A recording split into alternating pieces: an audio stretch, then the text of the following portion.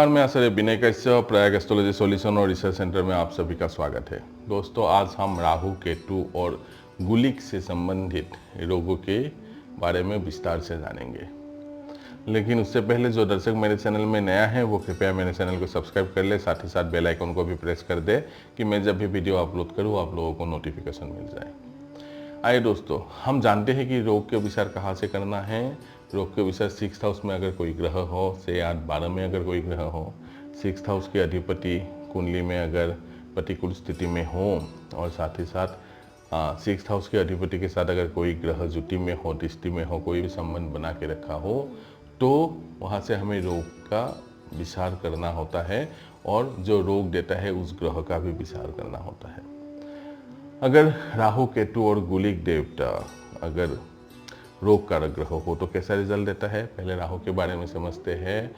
जो हार्ट का डिजीज होता है वो भी राहु की वजह से आते हैं, वो राहु जातक को देता है, ठीक है। और कुष्ठ रोग हुआ जिसे हम कोर कहते हैं, वो भी राहु देवता के कारण ही आते हैं। बुद्धि कभी कभी भ्रमित होना, ये भी राहु देवता ही जातक को देते हैं। और उसका बाद बीज का जो भय होता है, ठीक है, जो सर्प आदि दंशन करने से जो बीज का कोप रहता है वो भी राहु देवता के कारण ही पनपते हैं। और जो पैरों का जो रोग होता है, ठीक है, और कभी कभी क्या होता है कि कोई बनावटी अंग लगाया, जैसे कि हाथ टूट गया, जो नकली हाथ लगाया, और उसका बाद जो हार्ट बीट के लिए लगाते हैं, वो भी जो आर्टिफिशियल चीज़ें लगाते हैं शरीर में, वो भी राहु के कारण ही होते हैं। राहु देवता की रोग कारकता के कारण ये सब जो बीमारी जातक पर आते हैं, ठीक है। उसका बाद पिशाच से भय और सर्प भय, जो सांप के काटने से होने वाले मृत्यु का भय, ये सब भी राहु देवता के कारण ही होते हैं। और साथ ही साथ स्त्री पुत्र की जो दुर्दशा या विपत्ति से जो रोग उत्पन्न होते हैं जातक को, वो भी राहु देवता के कारण ही जातक में आते हैं। आइए अब हम समझते हैं कि केतु देवता से क्या क्या रोग हो सकता है।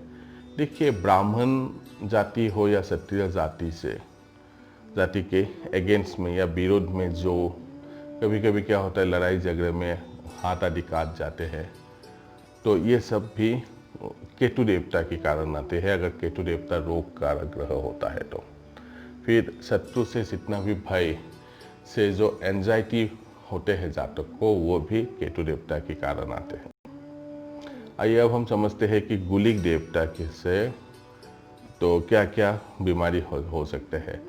जो भूत प्रेत से जो डर के कारण जो बीमारी जातक पर पनपते हैं, वो गुलिक के कारण आते हैं। फिर बीज से अगर कोई पॉइजन से रिलेटेड कोई भी हो बीमारी, तो वो भी गुलिक के कारण होते हैं। फिर शारीरिक जितना भी पीड़ा होते हैं, वो भी गुलिक ही जातक को देते हैं।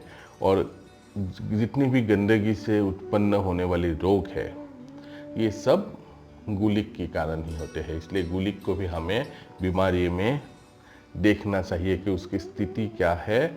और गुलिक अगर अकेले हो और वो खराब ही रहता है और वर्स्ट सिचुएशन में हो, तो गुलिक जातक को ये सब बीमारी देते हैं।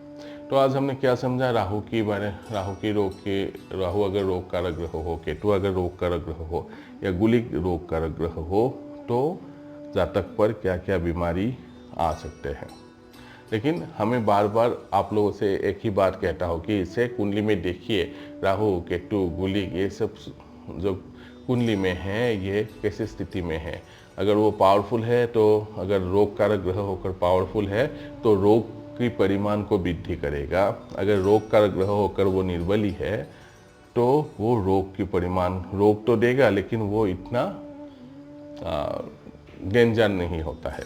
इसलिए हमें इसे देखना होता है कि लग्न कुंडली में देखिए, फिर नवांश में देखिए, डिविजनल चार्ट में, सद्बल में, सब में देखिए, शयनादि अवस्था में या बाल्य वृद्ध अवस्था में देखिए कि राहु केतु गुलिक ये सब कौन सा स्थिति लेके बैठा हुआ है। अगर निर्बली है तो रोग कारक ग्रह हो तो इतना भी टेंशन लेने की ज़रूरत नहीं है।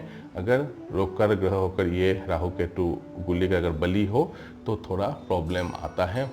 अगर वो ये 3 ग्रह अगर मृत्यु कारक ग्रह बन जाए तो बहुत ज़्यादा प्रॉब्लम होते हैं और ऐसे रोग में जातक का मृत्यु भी होते हैं। तो आज हमने राहु केतु और गुलिक के बारे में जाना, रोग कारक ग्रह हो तो क्या रिजल्ट देता है।